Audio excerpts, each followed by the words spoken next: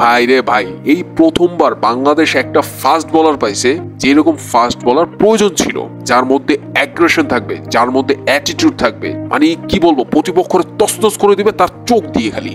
এরকম একটা fast bowler প্রয়োজন ছিল বাংলাদেশের, এত বছর ধরে পাচ্ছিল না, কিন্তু এবার পেয়ে গিয়েছে। বলছি তানজিম হাসান সাকিবের কথা। কি অ্যাগ্রেশন রে ভাই, দুইটা চোখ দিয়ে এমন ভাবে তাকায় থাকে রে ভাই, মনে হইতেছে 14 গোষ্ঠী উল্টাই দিবে প্রতিপক্ষে। একজন ফাস্ট বোলার মধ্যে এগুলো তো অবশ্যই থাকা উচিত। বিশ্বের সকল ফাস্ট বোলারও তো এরকমই করে, ব্যাটসম্যানদেরকে চরম লেভেলের উস্কানি দেয়, ব্যাটসম্যানদেরকে চরম লেভেলের হুঙ্কার দিয়ে রাখে। আমাদের ব্যাটসম্যানদের পক্ষে তো প্রতিপক্ষ বোলাররা যত মন চায় তত স্লেজিং বা চোখ রাঙানি করেছেন, এমনকি প্রতিপক্ষ স্পিনাররা এসে আমাদের বাজিয়ে দিয়ে যায়। কিন্তু মনে হচ্ছে এখন সেই জবাবটা দেওয়ার মতো একটা প্লেয়ার পেয়ে গিয়েছি আমরা, আর সেই প্লেয়ারটা হচ্ছে তানজিম হাসান সাকিব। কি নাই ওর বোলিং এর মধ্যে, অ্যাগ্রেশন থেকে শুরু করে বোলিং এর যত অস্ত্র সব ওর মধ্যে আছে। তো গ্লোবাল টি20 সুপার লিগে নিজেদের প্রথম ম্যাচ এবং আসরের প্রথম ম্যাচেই মাঠে নেমেছিল তানজিম হাসান সাকিবের দল গায়না অ্যামাজন ওয়ারিয়ার্স, এবং তাদের প্রতিপক্ষ ছিল পাকিস্তানের লাহোর কালান্দার্স।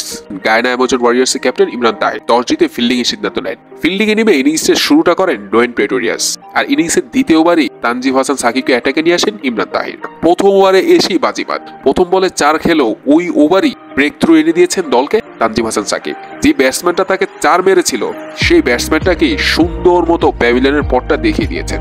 ওই ব্যাটসম্যানটাকে আউট করার পর যেই সেলিব্রেশনটা করেছে রে ভাই, যে অ্যাগ্রেশনটা দেখাইছে রে ভাই, প্রথম ওভারই সাকিব দেখিয়ে দিয়েছে কেন তাকে ইমরান তাহির ফোন দিয়ে গায়না অ্যামাজন ওয়ারিয়ার্সের দলে ইনক্লুড করেছেন। প্রতি 2 বল পরপর ব্যাটসম্যানদের চোখ রাগানি দিচ্ছিলেন, শুরুতেই অ্যাগ্রেশন দেখিয়েছেন, অ্যাটিটিউড দেখিয়েছেন, সাথে বলিংও করেছেন দুর্দান্ত। তার এরকম পারফরমেন্স দেখে, তার অ্যাটিটিউড দেখে ডোয়েন প্রেটোরিয়াস থেকে শুরু করে তার সতীর্থরা হাত তালি দিতে বাধ্য হয়েছেন। ভাগ্যটা সহায়তা ছিল না সাকিবের, যার কারণে 2 উইকেটের বেশি পাননি সাকিব। 3 ওভার 2 বলে 20 রান খরচায় তুলে নিয়েছেন 2 উইকেট। সাকিবের দল গায়না প্রতিপক্ষ লাহোর কালান্দার্সকে 125 রানে প্যাকেট করে দিয়েছে। 126 রানের লক্ষ্যে ব্যাট করতে নেমে 17 ওভার 5 বলে এই রানটা চেজ করে নেয় সাকিবের দল গায়না, আর প্রথম জয় দিয়েই আসরটা শুরু করেছে সাকিবরা। এখন দিন শেষে একটা আফসোস লাগছে, এই সাকিবের মতো বোলারদের আইপিএল এর অকশনে নামই উঠানো হয় না।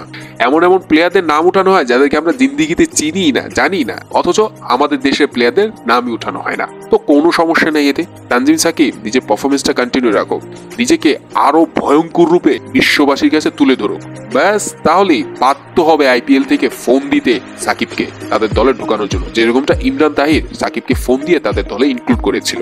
এখন শুধু সাকিবকে ধারাবাহিকভাবে পারফর্ম করতে হবে।